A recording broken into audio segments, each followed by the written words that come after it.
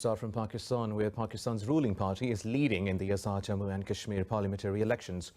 More than 700 candidates from 3 major political parties and 2 local groups are running for the 45 seats. A focal person for the local election commission said the Pakistan Tehreek-e-Insaf is ahead with 24 seats out of 45. Raja Azhar Iqbal said the Pakistan People's Party has 6 seats and the Pakistan Muslim League Nawaz has 2. Meanwhile, 2 seats seem to be going to the local groups.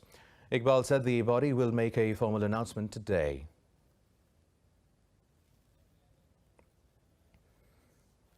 Now, for more on this, we have with us Minahil Ahmed, our correspondent from Islamabad. Now, Minahil, when are the final results expected and when will the new government be sworn in?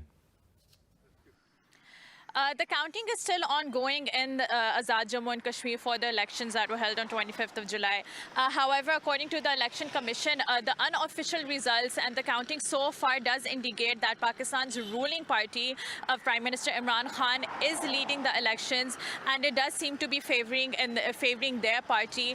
To win a simple majority, any party does need a majority of 27 seats. However, Imran Khan's party does seem to be crossing the 30 mark, which seems to be playing in favor of them, following PPP and PMLN. We don't know for sure right now when the new government will be sworn in, as it can take a couple of days for the final election result to be compiled, after which the Election Commission will give a summary and announce a date and swear in the new government. But for now, Prime Minister Imran Khan's party does seem to be leading the elections, and the results do seem to be playing in their favor. Right. Also, Minahil, tell us about the turnout and the general feel of the election days as it happened. Well, the atmosphere was absolutely overwhelming and very welcoming and very friendly. There were people from different walks of life coming in and casting their vote, and over half of the total of 3.2 million Kashmiri voters did come out to cast their vote. It was over 50%, which is a really good turnout. And there were children chanting slogans and carrying flags and singing, and just supporting their representatives in their party. And even every representative of different political parties did come out to support their voters as well. And it was an extremely enabling environment where people were motivated and they were encouraged to go and exercise their right to vote and elect their representative.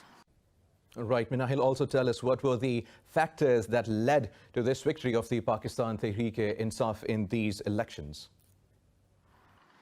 Well, you see, Prime Minister Imran Khan has always represented himself as the ambassador of Kashmir.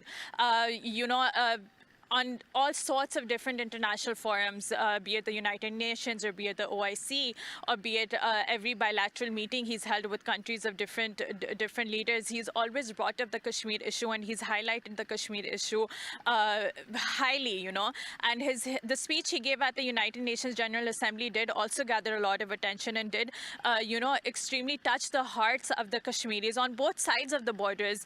And, they do look at Prime Minister Imran Khan as ambassador of Kashmir, especially since he's also made it clear that he will not start a peace dialogue with India till it doesn't revoke or reinstate Article 35A and 370 in occupied Kashmir. So I think this was one of the major reasons why they voted for Imran Khan's party, and I think they have hope and they think that maybe this time around Imran Khan will resolve the Kashmir issue and will highlight it more than ever and will try to come to a conclusion with alignment to the UN resolution. Right. Minahil Ahmed, correspondent in this news from Islamabad, updating us on the Azad Jammu and Kashmir elections. Thank you very much, Minahil.